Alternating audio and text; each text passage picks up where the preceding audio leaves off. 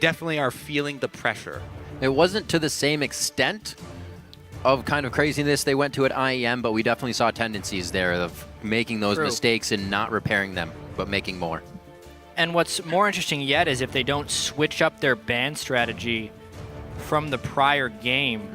It looks like we're getting identical bans on both sides. So the sides have changed for the game. The bans have not. I really wonder if Team Liquid, yep, they take the Hecarim away. Grabbing that right away. We know Quas can play that quite well. He will take it to the top lane. He had a pretty safe lane as Sion last time. He was down a little bit in the beginning, but he came back strong. So this should be nice and ready for him from the get-go. What will Cloud9 answer with? They know it's going to be a lane that really kind of won't be won, won't be lost if Balls can play it strong. And with the champion he has been using, maybe Maokai, and it will not be. Trade and picks. Couple of Ice Queens. Yeah, it's actually interesting here. They switch sides, and that means do they just assume each other's team compositions from the previous game? Lissandra and Sejuani, both things the Team Liquid succeeded on, and even though Gragas is good at face-taking the Sejuani ultimate, that did not work out last game for them once they started falling behind because Meteos never reached the point of tankiness to do that. Whoa. And now will we see some attack differentiation. speed Azir comps. Yep. These are something, before Azir got nerfed, these are something that was really on the rise, but we didn't see a whole bunch because the nerfs came in fairly quickly after people started adapting to us. But you can Blood Boil Azir or you can Blood Boil your AD carry. So I'm still curious where they go with Piglet because Phoenix will also be a huge force this game. Very interesting start here for Team Liquid with starting off with the Hecarim from the top lane, which is a little bit more volatile, but the Nunu Azir pick, much better, more siege-oriented. They have played Azir on a couple occasions before the nerfs, and it can be a very good protection strategy if you plan on going with a strong AD carry as well. Strong Azir attack speed as well as strong AD carry attack speed for sustained team fights that can work through some burst. Ooh. We have seen Azir come back, after the buffs. He got nerfed a little too hard, then he got buffed back up. Seen him a bit in Asia. We'll see Team Liquid's take on it here.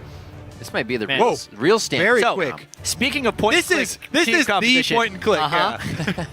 Cloud9 going with a ton of hard CC, tanks, and then sneaky on Lucian as a damage dealer. This was kind of their bread and butter when Cloud9 made that late season run. Sneaky on Lucian with a bunch of point and click tanks. And Team Liquid is bringing out something new again.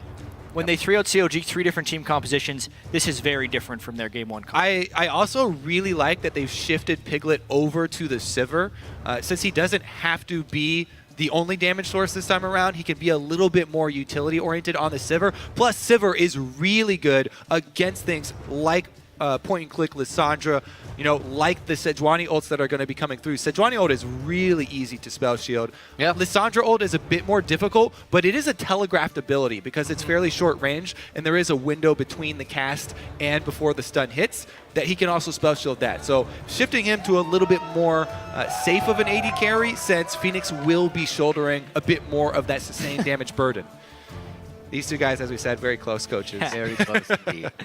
I agree with you, though, as far as this being a pretty good pick, Sivir. You would expect maybe a higher damage AD carry, but because of the spell shield against all of the crowd control, and as well as it being kind of an AoE team fight, Sivir fits that bill in multiple ways. Yep, really nice wave clear as well on both sides. It's going to be interesting once we get to the turrets. Always going to happen. Remember to share your predictions. Tweet LOL Esports, at LOL Esports is the one that we use. And use the hashtag TLWin or hashtag C9Win. We'll check back to see how you're calling this game shortly as we call the game as well. Everybody here in the crowd is ready as they get back from getting some nice popcorn and drinks at the concession stand because we're ready to get into game 2, and we are on the Rift. All right. I almost wish that we could jump right to team fights because I'm so excited to see Team Liquid have so much push back. So what you're saying is Earth mode. Cloud9 have so much dive, but look at that. They've got Alistar the bodyguard who's knocking somebody back. Phoenix is going to knock back maybe the whole team. And Cloud9 are going to do their best to climb over all these obstacles. Quas gets to knock someone back. I mean, they have all these knockbacks, and Nunu gets to slow him down around there. A lot of zone control. We'll see here, though. First, we're going to start off at level 1. Woo!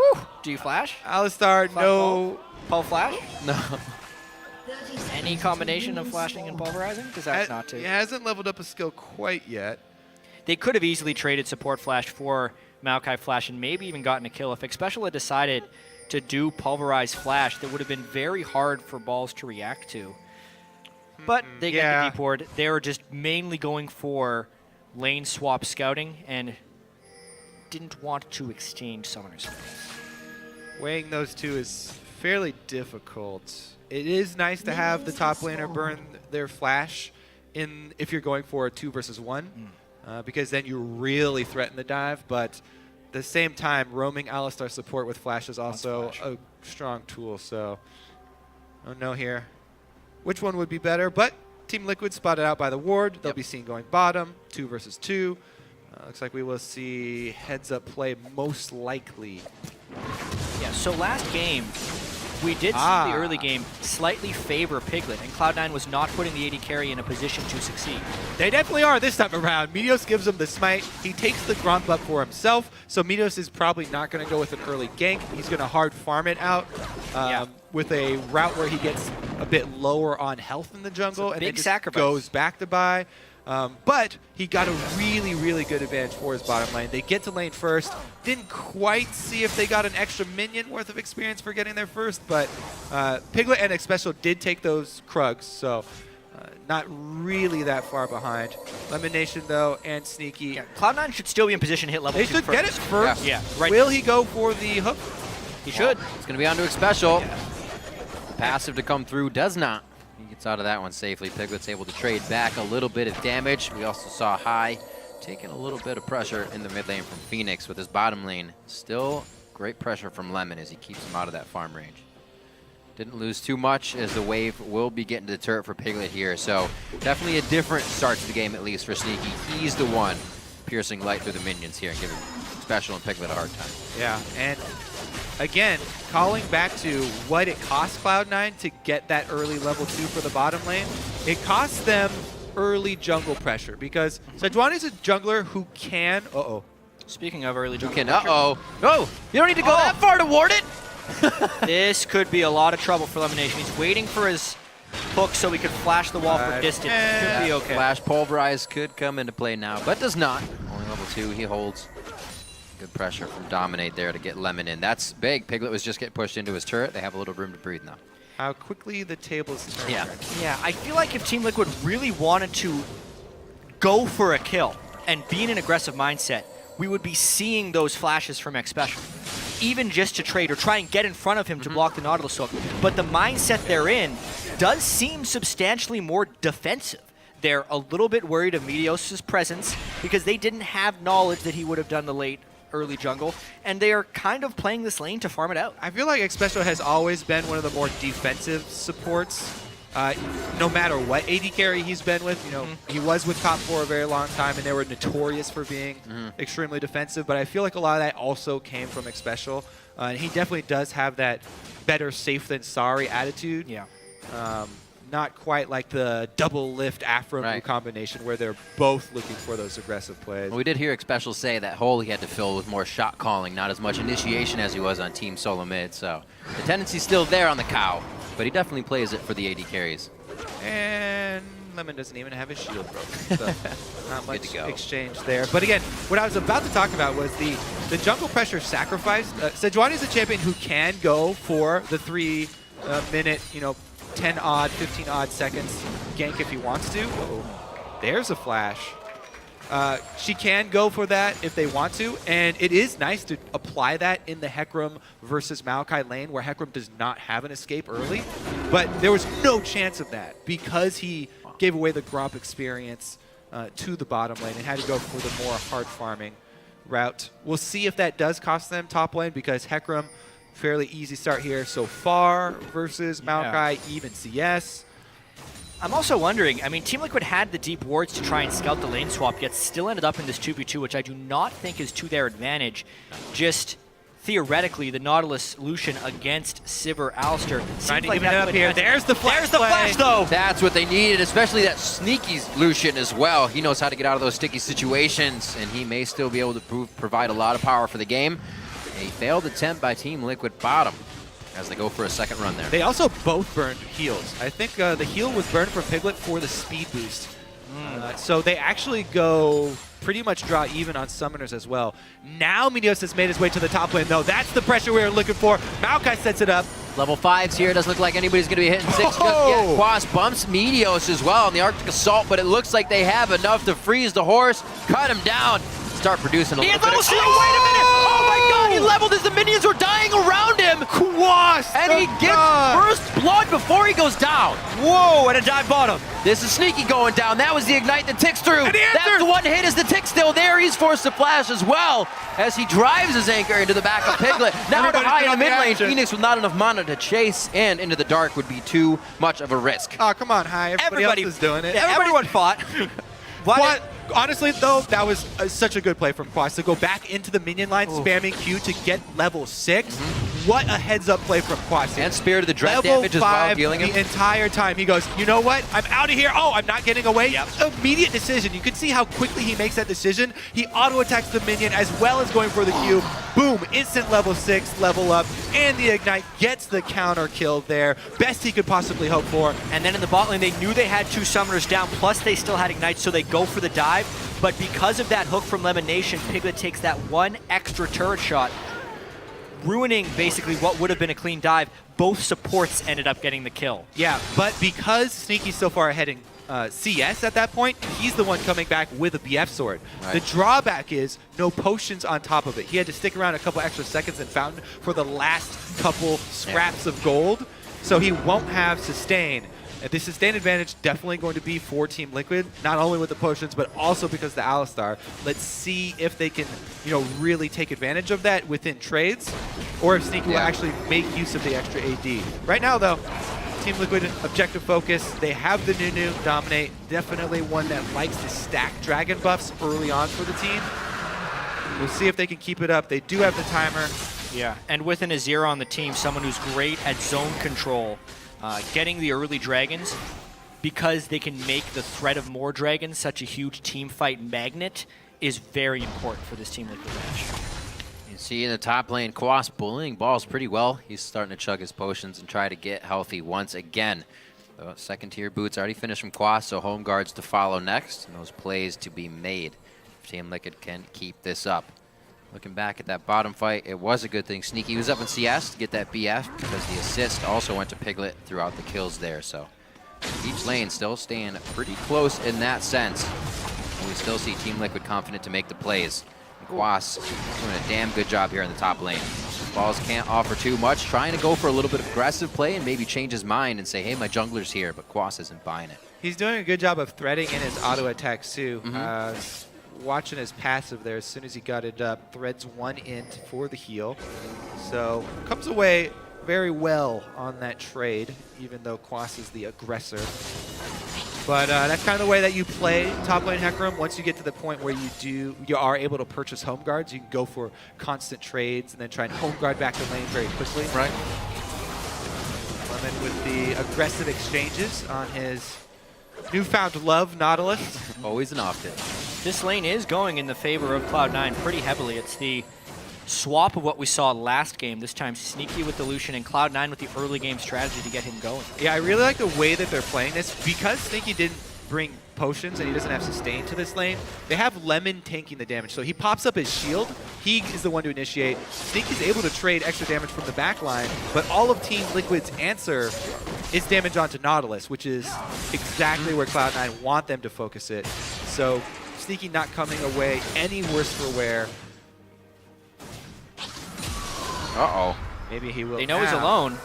Ooh, they get the summoner healed just because Xpecial closes into combo range.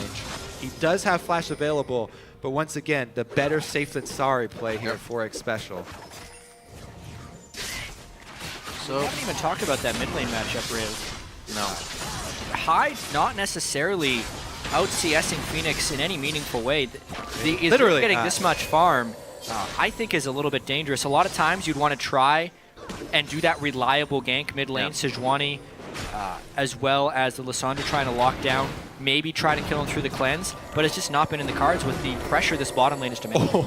And we also haven't seen the full power of that as well. Looking for the Blood Boil to go on to Phoenix later could really make the factor in these fights. So the bottom lane still go a bit aggressive. And mid lane starts to get a little bit of pressure finally for Meteos here. This could be the first attack on a Phoenix, but he's also running that cleanse. So it might be hard for them to get him. Meteos grabs the Raptor buff, goes in for the gank, but Dun, Phoenix dun, is wearing a ward, so... Yep.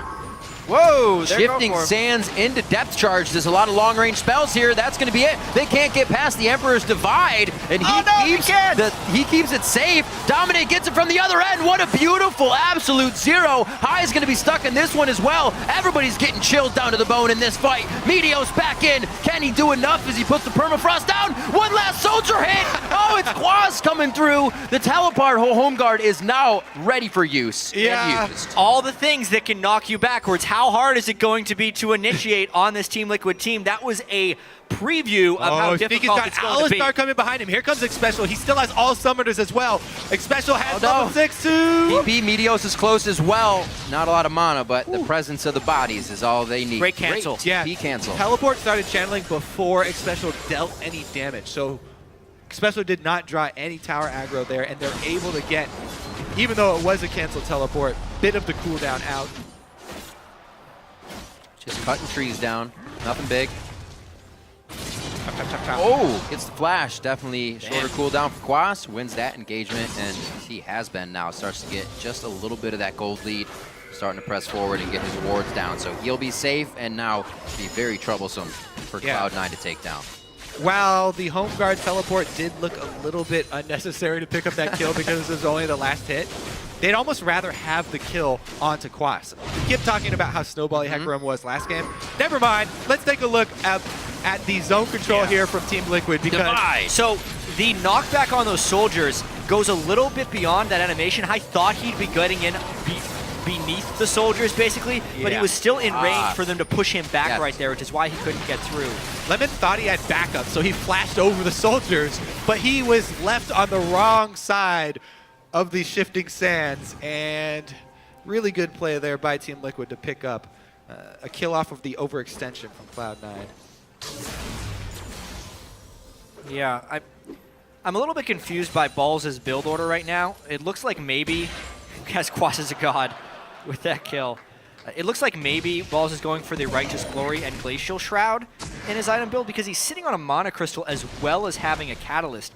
But against a physical damage dealer this early on in the game, you have to wonder why he wouldn't just start with the Cloth Armor, unless he just accidentally completed the Catalyst when he had enough gold and it just ran out of base with an extra Mana Crystal. It affects that 1v1 matchup. He's not nearly as strong as he could be.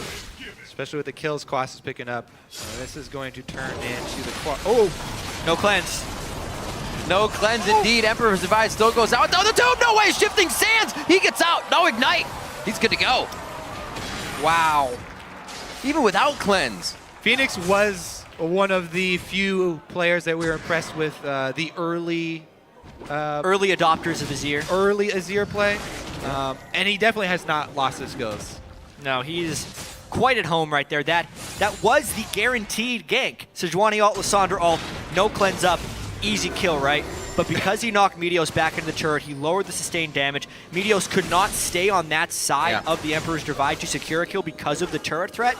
And then when he jumped back over, Phoenix just played that so perfectly. Yeah, both ults from Phoenix have been really strong. Well, once again, we see the kills for Cloud9 kind of walking away with slivers of health, just like last time, and maybe they may start going a little too hard for these kills once again, putting themselves in scary spots right now. It's Covered so this bottom difficult third. to work around that. Phoenix, he's continually drawing the line in the sand, and Cloud9 choosing the wrong side to stand on. Yeah, Literally. All right, Lemon continuing to look aggressive, though. That bottom lane is really equalized, too. That was a near 20 CS advantage for Sneaky earlier on in the game. Again, Sneaky picks up an early Avarice Blade, and lo and behold, Piglet's gone for damage, and they can start pushing that lane in fairly New well. Dragon Train right here off screen. They're about to start it up again. Yep. They already called Quas down because it doesn't have teleport either, so the Dragon Train continues. 2-2 for Team Liquid. There's number 2. So Cloud9 really hasn't even looked at this game. Yeah, and we have to start wondering in Cloud9's head, are they entering desperation mode once again?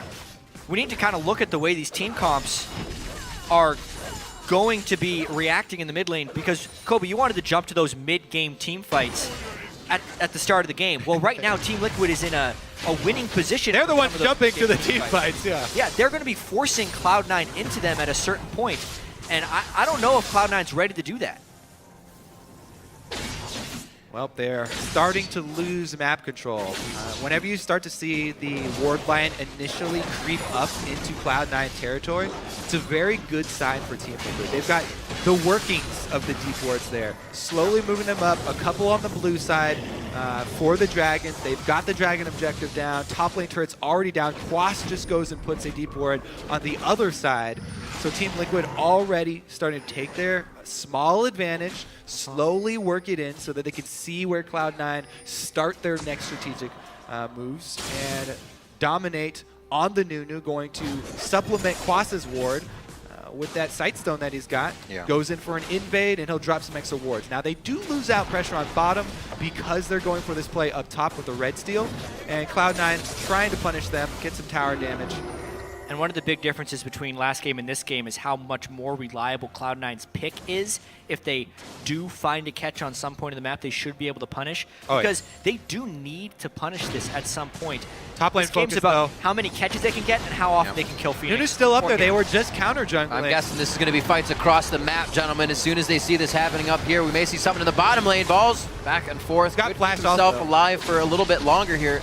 That's good. Will the pressure from Cloud9 be able to take the bottom turret? Maybe some surge in gold for Now, them. diving this combo is actually fairly difficult. With the All-Star Ultimate and the Spell Shield, not getting a lot done here. And let's see if they decide to go for it anyway, though. Meteos jumps right in. They've been here for quite a while. They finally ring the doorbell and enter. Piglet could be going down. He flashes. A point-blank hook chooses the right direction, and they're just going to get it special.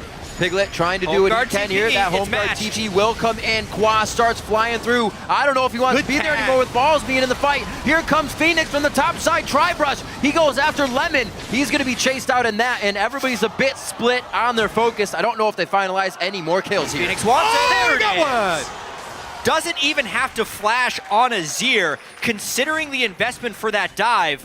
Oh, because of the turret, it's real close. I mean, Hai did shove the lane, but usually we see Hai, the mid laner, getting off the roams. Hai is the one making plays, sacrificing farm. Yeah. So Cloud9, maybe they are having a little bit of problems here in the mid lane. Not quite sure. Hai deviating from the normal style. Let's see if he can hold the mid lane in response. Team Liquid looking to answer, but Hai is fine. So Cloud9 will take that turret to equalize a little bit there. Also, I do want to give props to Sneaky. He didn't just run away from Hecarim mindlessly as an AD carry. He got the tag off to take down the home guard bonus, greatly reducing not only the mobility but the damage of that teleport in from Hecarim. This game is really starting to take off as well. Quas about to hit Trinity Force. I think that's a huge moment for the power spikes of Team Liquid. They're actually hitting item breakpoints at a really opportune time as they continue to force these dragons and basically try and stop Cloud9, who's going to be making substantially more aggressive plays as this progresses. Cloud9 has all the initiation tools. Team Liquid has the disengage and counter initiation tools, and this is shaping up to be a great game. It really is. Team Liquid are delivering with the strengths that we were looking for them to continue with. That's true. Hai making one of his roams. Quas is in trouble, He can though. answer Three Quas. people. Kind of answering a bit of my question. Meteos wants to pop an ult as well. They just have so much. I think Quas is probably dead at this point. Yeah. He Hard still to goes play in. He's going to ulti out on that oh, he one. missed. the ulti. Not dead. They still have a lot of crowd control into this turret and a lot of Not beef dead. to take turret shots. They're going to be able to get out of this one safely. Yeah. More turrets down here for Cloud9 as they start to grab a bit of a lead. Still down in gold, though. It's all about how Team Liquid responds to that. At that point in the game, Quas was a little bit too far up in the turret because the rest of the map did not have pressure, so Cloud9 was free to send 3 up there without being punished. Bottom wave was pushed by Piglet. It barely reaches the turret, though. Sneaky not going to lose out very much. Now, yeah, one of the strengths I was about to bring up that we were talking about for Team Liquid before this was the ability of Phoenix to bring out many different champions and keep Cloud9 guessing. Yep. The Urgot, the Vladimir, drawing bans, yet still a huge presence. His Azir, His Azir is going to be helping to start fights with Special here. And that turret behind them doesn't really allow Cloud9 to go hard even if they wanted to, because Liquid has a place to go safe. Yeah. And as we have a pause come in, talking to your Azir point, Kobe, it seems like his Azir may be an even larger presence than some of those other things. Up 60 CS to high, as well as having the roam kill. Plus, he was the recipient of a lot of pressure as well. He dealt with the pressure. Meteos visited mid several times, wasn't able to get anything done. They turned around a gank even. Yeah. Just all around, Phoenix in playoffs, way better than Phoenix regular season. So Phoenix one in of those playoffs guys equals Scrim Phoenix, apparently. He's really showing up under pressure, which is, not something that you always expect from these guys, moving across regions. He has had experience before, though, so he's not one of the newbies. Nope. Definitely giving Cloud9 a hard time. Everybody here is from Team Liquid. Quas able to get himself out and just hitting level 6. First blood for himself in the top lane. Every time it seems like Cloud9 tries to do something, it backfires a little bit, and they're not able to kind of push a turret as they usually would, or take something else, or just beat Cloud9. Seems difficult for them at this point. High definitely having some trouble in the mid lane there as he goes against Phoenix. And how do they consider this if teams that they haven't, or I'm sorry, champions that they haven't played against recently keep coming into these games? Do they stick with their bans, or do they just try their own thing? Does Cloud9 pull out all the stops? It's going to be something they have to react to as the series progresses. But in this moment, Cloud9 needs to focus on what they do in this game. Yeah. I mean, we can see in the gold lead right now, High down 1,000 gold. Sneaky up 400 gold, but Ball's also down 1,000 gold. There's a lot of really strong players on Team Liquid right now, and this is a team comp with Piglet in a more supportive role. This is the Sivir who carries by pressing the R button, and then Phoenix and Quas end up running in after them. It's not only a different style, but a different priority in game from Team Liquid. Right. How many kills did Piglet have at this point with the team feeding him those last game? Quite a bit. Yeah, and if we're looking at damage output as well, for Cloud9, this is a full tank Maokai. This is not the Rod of Ages first Maokai that does a surprising amount of AoE and can really affect those longer team fights. This is full tank Maokai, along with full tank Sejuani, and they've got a more control-oriented mage in the mid lane. So it puts a lot of pressure on Sneaky to be the consistent damage output for this team. Yes, they do have a lot of lockdown, but it kind of puts more importance on using the lockdown well on someone who's out of position, because you need to make the damage count, and you have to focus your damage when you have a team like this. The target calling is actually really important for the Cloud9 squad. And who do they target call on? I say it's Phoenix at this point, even though they may be tempted to try and lock down Piglet. Phoenix is the one that at the moment will do more sustained damage, has more disengage potential. If they could somehow lock down Phoenix before he can get off that Azir ultimate, the ult is so big. Then it's a one fight. But if they fail to do that, or if they burn some of that stuff into a spell shield, it all goes out the window. Phoenix is also not building the early Zonias that we sometimes see from Azir players to pull off those plays where he jumps in, so that may give an opening for Cloud9. Yeah, I need to update right now. The pause is because High and Sneaky have been complaining of lag. They did a client restart, and they tried it again with the new pause. I can only assume that they're still complaining about the same issue, so just to keep everyone updated on what the delay is for. Absolutely, we'll get that sorted out in just a few for these guys. Having that Phoenix pick, as we were just talking about Azir, you brought up the Zhonya's there, and that ultimate, you said if they can get that ultimate before it comes out, or even if it comes out, how do you bait out an Azir ultimate if you can? Because it has literally changed 2 or 3 fights already in this game.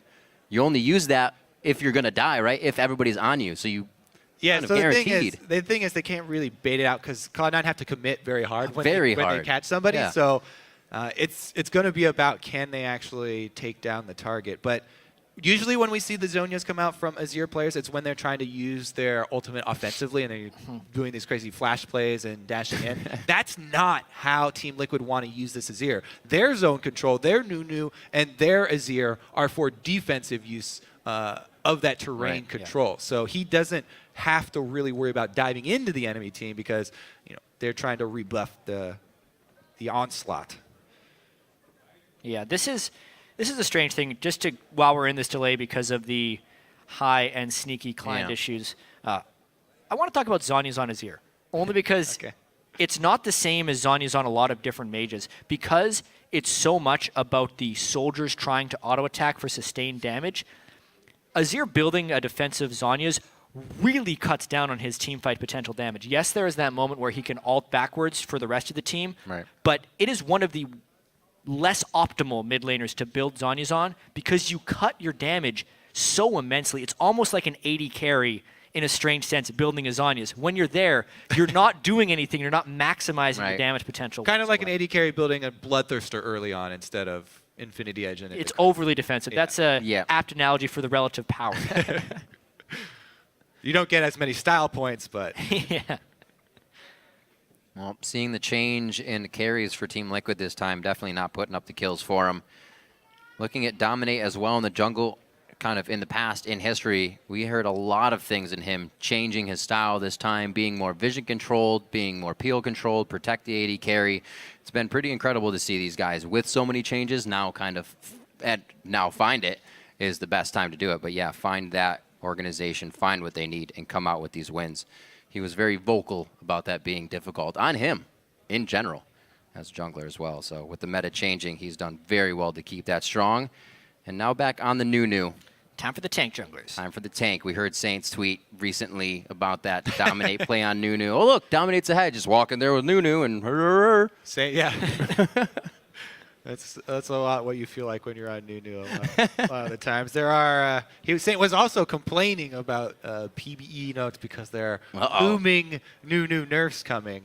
Those two guys, Dominate and Nunu, two of the biggest lovers, or Dominate and Saint Vicious, two of the biggest lovers of Nunu in the North American LCS. Absolutely. Looking back at the go ahead. If you can get the snowballs down on Sneaky, like this team is already hurting for damage from Cloud9. If you can just sneak a couple snowballs in there, it really does a lot for their team fight. Yep. All right, so while we work out the issues on the stage, everyone, we are going to send it over to the guys on the analyst desk. Thank you, Riv. So we have some time to take stock of this game midway through, which is kind of an interesting approach because we can critique how we think maybe the game should move forward from here. So let's set the stage, which is that both teams are kind of taking a similar approach to this game in that Team Liquid putting a lot of focus on their bot lane. Sneaky and Lemon having a better time in the duo, but Dominate putting a lot of focus there. Meteor still choosing to put a lot of focus into the top lane, so not a whole lot of changes there in terms of jungle pressure. Yeah, which surprised me a little bit because C9 went the opposite way I thought they would go. We're like, okay, they're trying to get balls ahead. Cool, they're going to play something aggressive like a Maokai. And the thing is, Ball's a good Maokai player. It's fine. Like, they like his ability to flank. And the thing is, they're picking Maokai because he's got this single target lockdown. This comp, by the way, is almost identical to the one they played against Liquid in Week 8, where Maokai, that time Vi, Lissandra, Lucian, Nautilus, they're just trying to kill Piglet. And you can see that CC chain does work, so I understand the reason they're picking the champion for the comp. But as far as the interactions of the teams, I'm just still not quite sold. And what this overall does, though, is it puts a lot of pressure on Lucian, on Sneaky, to actually deal the damage now in team fights. Because it feels like that single target lockdown, that single target burst that C9 is going for with this comp, doesn't have a good target. You've got Azonius is here, and you've got Sivir, and you've got Alice with a bodyguard here. And there's so much zone control that, like, you actually got two DPS champions on Liquid that can kind of deal with all this, and then re-engage and actually have DPS. Right, so their sustained damage actually takes a bit of a hit if they can't burst somebody out with this with the Lissandra, as you mentioned. And then Lucian being a spellcaster ADC that generally has a fair amount of burst coming out at the beginning of a fight. Sejuani being their really sustained damage, and Lissandra, if she has enough cooldown, right? I mean, Lucian still is pretty good as far as total damage output. Like, I feel like Lucian's like, if Graves is here, Lucian's over here. Where like, yes, you have some burst, but like, it's fine to have Lucian be like your carry, AD carry. It's not a Kog'Maw, but it's not crap. But again, I think they need a second damage source somewhere, and it doesn't seem like there's really anyone here on the comp for that. I want to jump in on the top pick that you mentioned, 4C9 being Maokai, Zion, Maokai into Hecarim. They saw the Hecarim get picked up.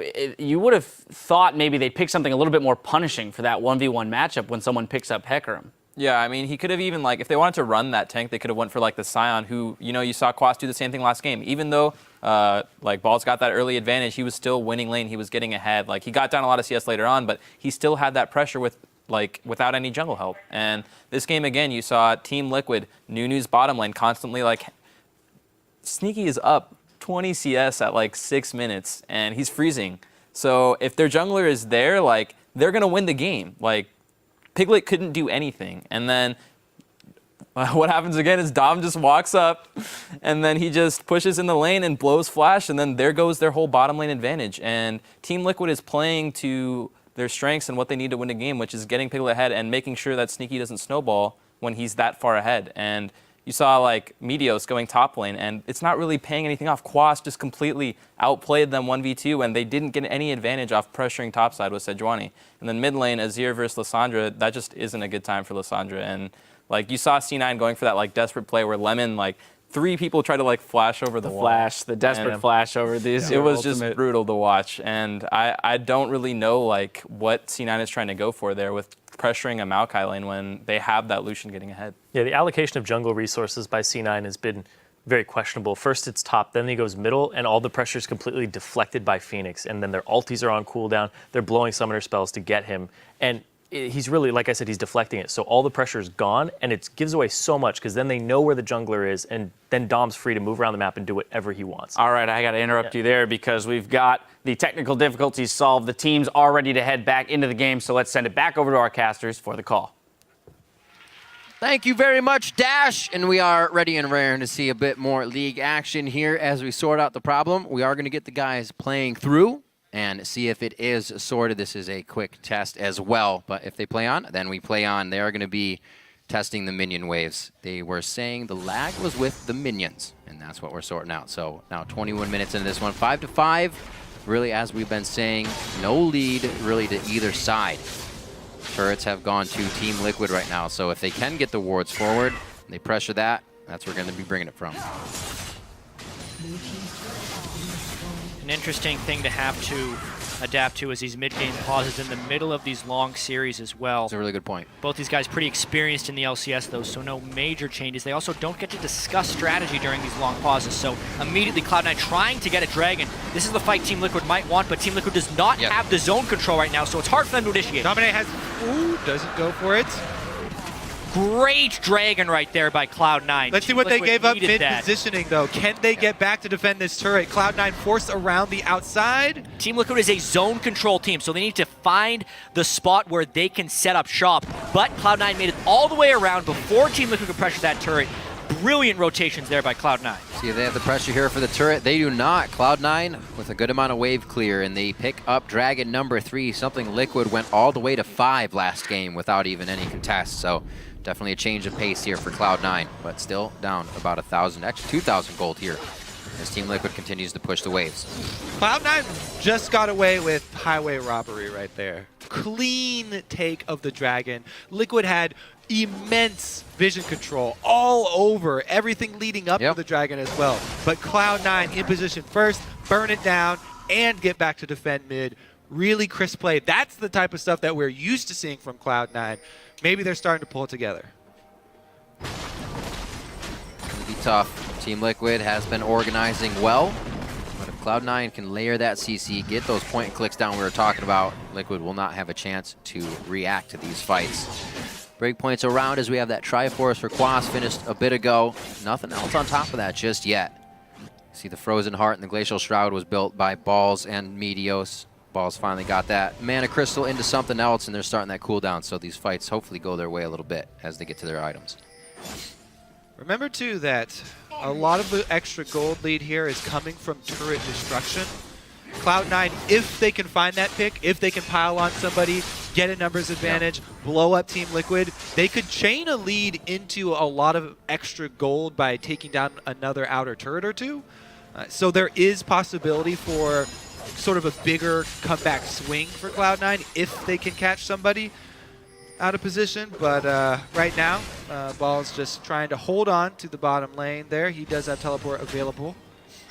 And it becomes very difficult to set up a wave control move. Team Liquid actually initiating onto Cloud9 right now. They get the teleport out. Xpecial still has ult. Trying that just out of brute force. He knew the team was behind him, but Cloud9 is able to collapse way faster. The choke point is not allowing Liquid to get over to Xpecial. He goes down, flying into the fight. Hyde throws down the ultimate. He's now the focus. Zanyas is on. The focus is him when he comes out. Quas is able to cut him down as he comes through with the onslaught of shadows. They're still going. Now in Sneaky. Quas is gigantic right now with Piglet still on the back line. Meteos in between two. Almost gets Piglet. The true damage burn. He stays alive as he gets some more minions. He steals the house back, and Quas is able to swing it and take the fight for the team as Piglet gets the safety. All right, What a They bloodbath should get a right tower there. after that as well.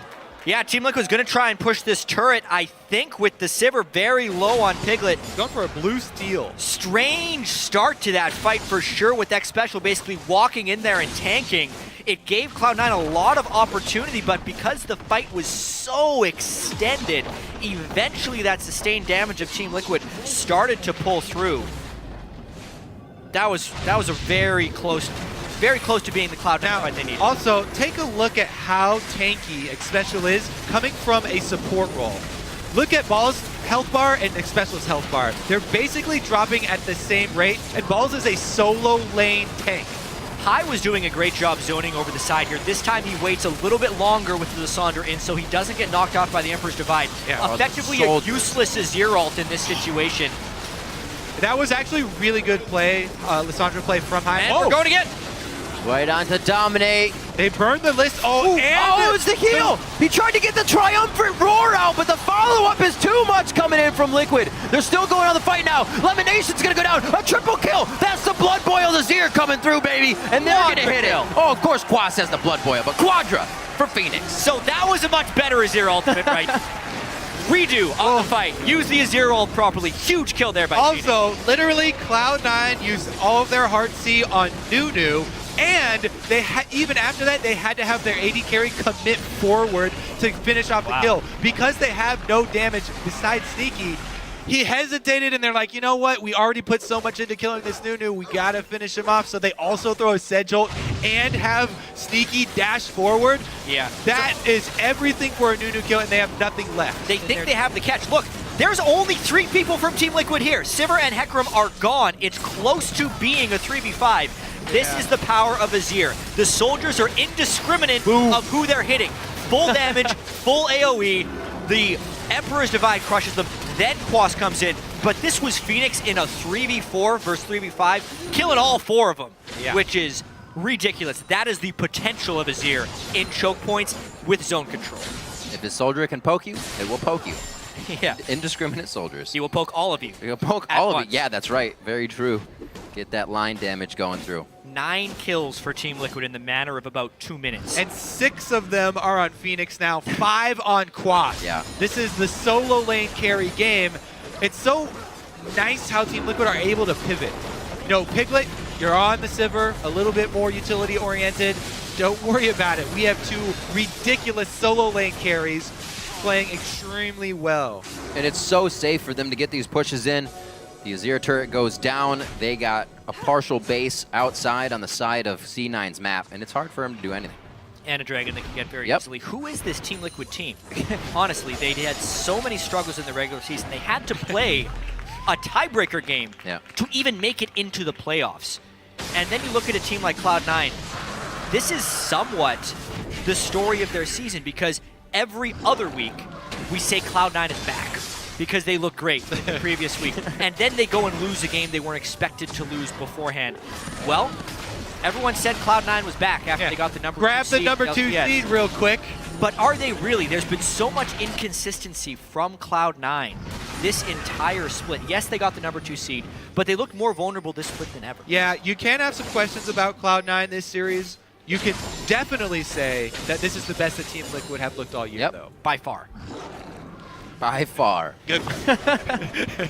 Indeed. They don't want that 4th spot. If they were to lose this game, it could be the same 1, 2, 3, 4 we had last year, but it's not the same Curse team. It's Team Liquid, and they're pushing on. They're looking to get a lot more out of this season. Cloud9 almost has to initiate right here. The Baron buff is still on this Team Liquid team, and they have the zone control. Those Azir soldiers just poked High to half health. Yeah, not much they can do, especially if he puts the soldiers on the turret, does a good amount of damage, so they can just Goodbye, pick these turret. things down immediately. Balls can't even stand tall with the fight. Lemonation gets bounced out for a second, but that could be their engage. There's flank. Sivir on the hut, and they're going to be going for this fight now. Piglet in the backside, a little bit of control to him, but he is free to run and free to roll over Lemonation here. Meteos now heading for the fountain, and Team Liquid has Cloud9's base to themselves. Yeah, nobody died there from Team Liquid. The Baron buff is gone, however. It'll be interesting to see if they back away, but boy, they really have control of this game now. Team Liquid, another victory over Team Tanks inside the base. One inhibitor down. That will be a huge, huge opening. Because Team Liquid, as we've gone over, they can... Uh-oh. Yeah. Do they even have the damage? Yeah. It's like, yeah, that guy's Like, you pretty know what? tough. Nah. Oh. Going back to that last fight, though, it was an example of the fears we had about this Cloud9 team composition and the strengths from the Team Liquid team. Unless Cloud9 can close on Phoenix, basically, and instantly kill him, they're going to have a bad time. The ultimate, you see how thin the Sejuani ultimate is right there, not getting the stun on anyone. That's a failed initiation. Phoenix is still alive. High sells out for him, Yeah. but the Cloud9 damage was spent on not getting a kill, which means Team Liquid can continue to churn that damage that their team provides and get 2 more kills. That Azir ultimate proving now. extremely useful. It's not a lot of times you get to play against walls that are going to path you in different ways or really stop the team from initiating, and it seemed to throw Cloud9 completely off here and them trying to get into their fights and overextending way too much. What an upset this is, and what a good story for Team Liquid. I mean, they are the last team that snuck into playoffs. Yep. They take down CLG in a huge set, just sweeping them, and now they're looking to try and sweep Cloud9. A dominant performance. I don't think anybody predicted a 3-0 in Team Liquid's favor. They're making a strong early case here, but this is still game 2. Gonna try and finish it off here. Well, one of the teams with the more internal problems than most, but I think now that they've righted them, they're even closer than they were before. Or closer than they could ever be, rather. Yeah, no Baron buff this time for Team Liquid to try and push down, but they still have the Azir, who makes turrets melt just by placing his spell on him right there. Sivir not the best sieger. Thank goodness they have Azir. Look at High. He is done for before the fight. Meteos goes for broke. The rest of the team has to follow for this to work, but again, Emperor's Divide is keeping all of Cloud9 from getting to Team Liquid, and they once again surgically remove Cloud9 from the map and move into the base. And just for good measure, Quas sends a message. One last He bump. has to stay in the base. That's going to be the game. What a great set. The second one coming out here from Team Liquid. They move it to match point in a best-of-5 series against Cloud9. This one just took 32 minutes as opposed to the 40-minute matchup last time. 21-9. Team Liquid move on to Game 3, 2 up. These best-of-5 series are so snowbally. We've seen so many times.